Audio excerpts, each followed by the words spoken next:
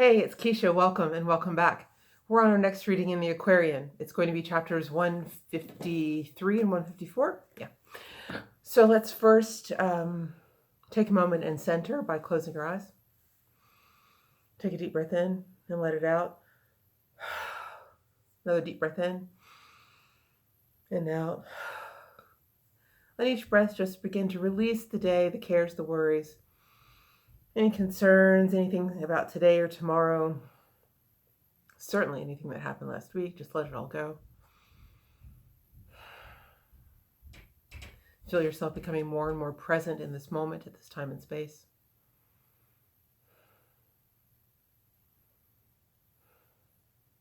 Lovingly and gently recall all of your power back to yourself.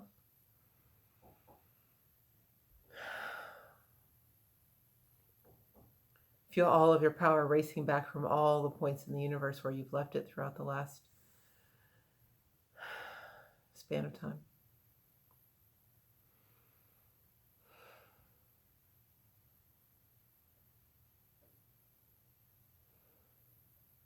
Feel yourself present and whole.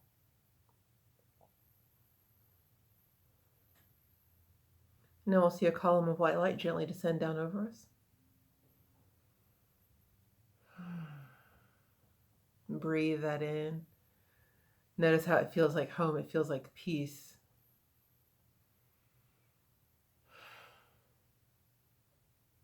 Rest and relaxation. Just draw that in.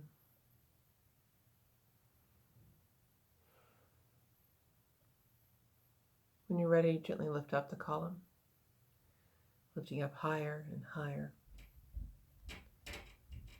lifting up to our space of knowing, of peace, of oneness, of love.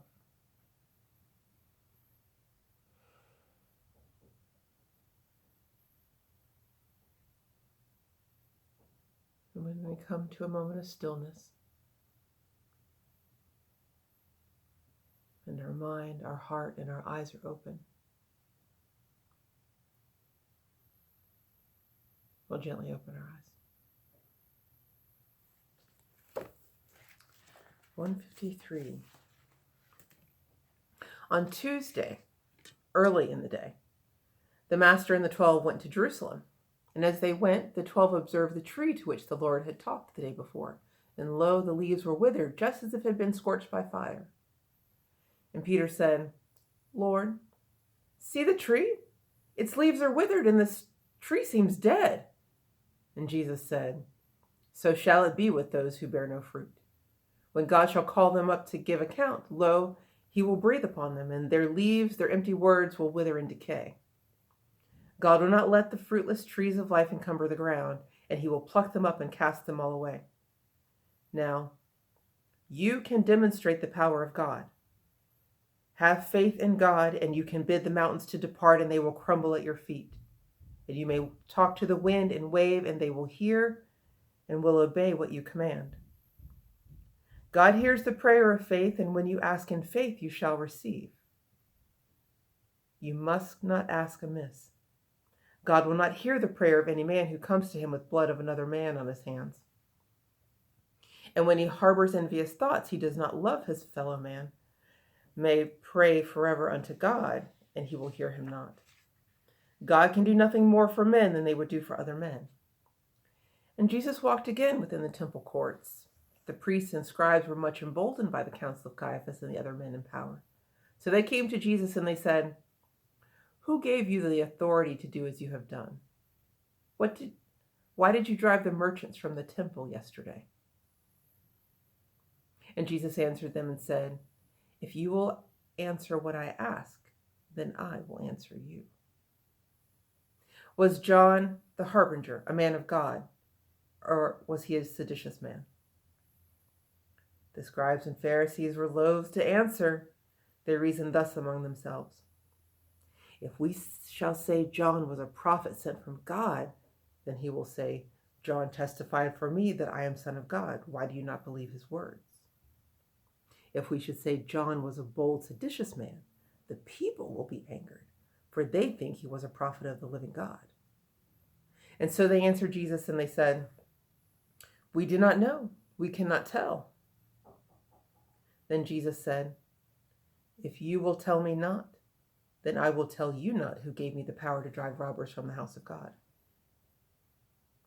And then he spoke a parable to them. He said, "A man once made a feast, inviting all his rich and honored people of the land. And when they came, they found the door to the banquet hall was low, and they could enter not, except they bowed their heads and fell on their knees. These people would not bow their heads and fall on their knees, and so they went away. They went not to the feast. And then the man sent forth his messengers to bid common folks and those of low estate to come and feast with him. These people gladly came. They bowed their heads and fell down on their knees and came into the banquet hall, and it was full, and everyone rejoiced. And then the master said, 'Behold, you priests and scribes and Pharisees, the Lord of heaven and earth has spread a sumptuous feast, and you are bidden first of all. But you have found the door into the banquet hall so low that you must bow your heads and fall down on your knees to enter in, and you have scorned the king who made the feast, refused to bow your heads, fall down on your knees, and you have gone your way. But now God calls again. The common folks and those of low estate have come in multitudes, have entered into the feast, and all rejoice. I tell you, men, the publicans and courtesans go through the gates into the kingdom of God of heaven, and you are left without. John came to you in righteousness. He brought the truth, but you believed him not. But publicans and courtesans believed and were baptized, and now have entered into the feast. I will tell you, as I have told you many times, the many have been called, but the chosen are few." The multitudes would hear what Jesus had to say, and so they built a platform in the temple court, and Jesus stood upon the place and taught. He taught in parables. He said, "A man possessed a vast estate. He planted out a vineyard, placed a hedge about it, built a tower, installed a press for making wine. He placed his vineyard in the hands of husbandmen, and then he journeyed to a distant land. Now, in the vintage time, the man sent forth a servant to receive and bring to him his portion of the fruitage of the vines. The husbandman came forth and beat the man, laid 40 lashes on his back, and cast him out beyond the vineyard gate. And then the owner sent another man to bring to him his own. The husbandman laid hold of him and sorely wounded him and cast him from the vineyard, leaving him half dead beside the way. The owner sent another man to him to bring to him his own. The husbandman seized hold of him, and with a javelin they pierced his heart and then buried him up beyond the hedge. The owner was aggrieved. He thought within himself, 'What shall I do?' And then he said, This I will do. My only son is here, and I will send him to the husbandmen. They surely will respect my son and send me what is mine.' He sent his son. The husbandmen took counsel with themselves. They said, 'This is the only heir to all this wealth. If we take his life, the vast inheritance is ours.' They took his life and cast him out beyond the vineyard hedge. The days will come, the owner will return to reckon with the husbandmen, and he will seize them every one and cast them into scorching fires, where they shall stay until they pay the debts they owe." Then, turning to the priests and scribes, he said, "Did not your prophets say, 'The stone the builders cast away became the capstone of the arch'? You men who pose as men of God, as husbandmen, lo, you have stoned and killed the messengers of God, his prophets and his seers, and now you seek to slay his son. I tell you, men, the kingdom shall be snatched away from you, and shall be given unto a people who are not yet a people, and to a nation that is not yet a nation. And men whose speech you cannot understand will stand between the living and the dead, and show the way to life." The chief priests and the Pharisees were deeply moved with anger when they heard this parable, and would have seized the Lord and done him harm, but they were so afraid they feared the multitude. And Jesus spoke another parable. He said, "The kingdom is like a certain king who made a feast in honor of the marriage of his son. He sent his servants forth to call the people who had been invited to the feast. The servants called, but then the people would not come. And then the king sent another messenger abroad, and behold, my tables are now spread, my oxen and fatlings are prepared. The choicest viands and the richest wines are on my boards. Come to the marriage feast." The people laughed and treated with disdain his call and went their way, one to his farm, another to his merchandise. The other seized the servants of the king, abused them shamefully, and some of them they killed. Then the king sent forth his soldiery, who slew the murderers and burned their towns. Then the king sent another servant forth, and to them he said, "Go to the corners of the streets, the partings of the ways, and to the marts of trade, and say, 'Whoever will may come up to the marriage feast.'" The servants went their way and called, and lo, the banquet hall was filled with guests. And when the king came in and saw the guests, he saw a man who had not on a wedding robe, but called to him and said, "Friend, why are you here without a wedding robe? Would you dishonor thus my son?" The man was dumb, he answered not. And then the king said to his guards, "Take you this man and bind him hand and foot and cast him out into the darkness of the night." The many have been called, but none are chosen to be guests who have not clad themselves in wedding robes. The tone has changed a bit, right? So we had yesterday, previous reading, Jesus was throwing the merchants out of the temple and sweeping the floors. And now, the scribes and Pharisees, they've already started to plot. And he sees their machinations. And he's not holding back. I mean, he hasn't held back anything he said all this time. But I think his messages has been a little bit softer, even when speaking to the scribes and Pharisees. But now he speaks to them directly and shows them, he shows them their filth. So we are starting of this reading, we're on Tuesday, which is also known as Holy Tuesday or Fig Tuesday, because of course the fig tree that we see. So the day before, the disciples passed the fig tree, and Jesus spoke to it, calling it the useless cumber. You go back into the useless cumber of the ground, go back and be food for other trees, since the fig wasn't bearing fruit. And now they come on it the next day, and the tree has completely withered as if it had been scorched by fire. And so, Peter's like, "Whoa, this tree is dead." And Jesus is like, "Well, yeah, as it should be, right? God's not going to let fruitless trees take up space." So, and then he goes into what I think is probably,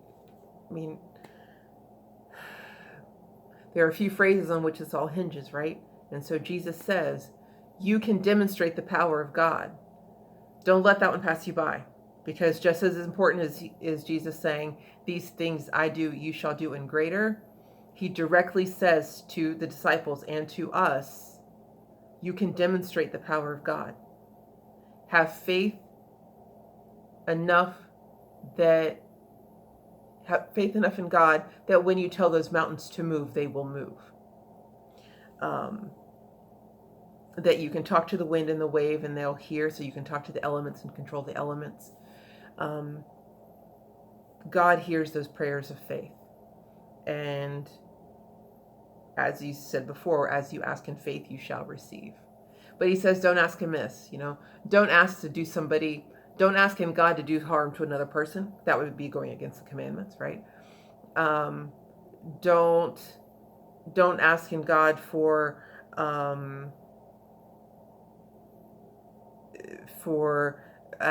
things out of jealousy, that you're coveting of someone else's. God, give me this thing that other person has. The prayer is perfectly fine. God, give me that which is mine.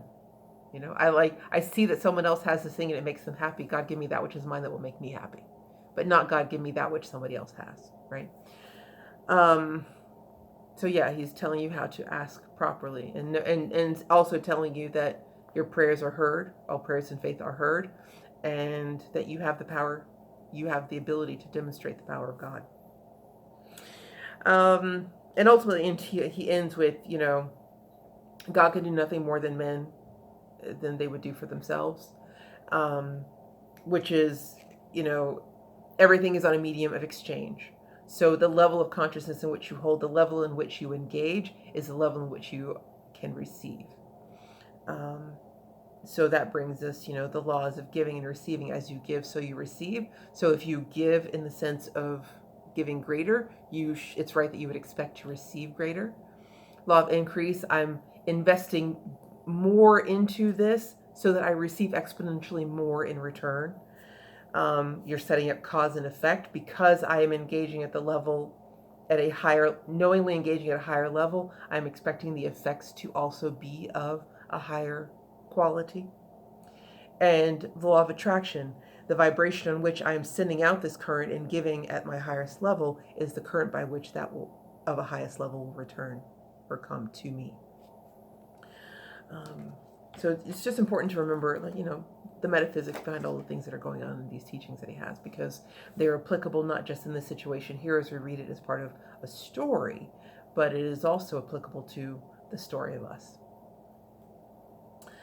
And so then after the tree, we get back to the temple. And so the scribes, Pharisees are waiting, priests and scribes are waiting. And they think they're going to be able to call him out on something and get him on something. So they are slick and they ask, who gave you the authority to do what you did yesterday? Who gave you the authority to clear out the courts? Because, they have been given state-sanctioned power to have people trading in the market, but Jesus threw them all out. And so he says, I'll answer you if you answer me this first. And so he says, and he goes straight to John, like to the beginning, right? To the things that are obvious in which they failed. The first thing he brings up is John, and he's like, well, was John sent from God, or was he a criminal? Was he seditious? And the Pharisees and the scribes and priests have to think on this a minute, because they answer one way, the people are going to be upset. Or rather, if they answer one way and say, well, he was a man of God, then as a man of God, the things that he said, then they should already know who Jesus is, and their initial question would be moot. And then they think, well, if we say that, so that won't work. And then they go around to, well, we'll say he was seditious, and like, no, the people aren't going to like that, and the people are protecting him. There are more of them than they are of us, so they got to be careful. One thing I will say, I appreciate the game theory behind looking at the different potential answers and outcomes and choosing accordingly. So, on the slide, they come back and say, well, we don't know. We can't say. We don't know for sure. And Jesus answers them alike in turn. Play stupid games, win stupid prizes, ask stupid questions, get stupid answers. So yeah, Jesus isn't playing their game. He's telling them straight up who they are. And he's doing it through parables as well, not just addressing them directly. One of the parables that he talks, that comes up is the parable of the husbandmen and how bold they are. And basically, the husbandmen have forgotten their place. Like, they think because the master is gone and they're there, that the place is theirs. But it's not, right? They have been hired hands to manage the property and to bring in the harvest. They have forgotten their place, they've forgotten their original agreement, and they've forgotten the source of their good. And so all of the acts that they commit of violence against the other servants of the master are egregious, one, on a human level, but egregious also in terms of the contract, the social contract. But again, this is a parable, so it's not just the master in terms of the man who owns the land, but this is, God is sending his servants, God is sending his people, and they are killing them. And ultimately he ends by telling them, look, the fires of karma are what are going to give you plenty of opportunity to pay back the debts you owe. So he moves on to talk about, and because he's speaking to the priests and the scribes who would have studied the law, right? They would have studied the Old Testament, the scriptures of Moses. He reminds them of the capstone. You were quick to throw away the capstone, which would have built the arch. And an arch is made by equal numbers of stones being built up and up and up and up. And then the capstone is one that sticks in the center, the odd one that pushes the weight or pushes against the others to keep them all in formation. So yeah, you can't have an arch without the capstone. And they are doing their damnedest to crush the capstone. But there are other plans afoot, so we will get to that in the next reading. Can't wait. Story's picking up pace. So we look forward to the next one. I'll see you. Love you in the meantime. Bye.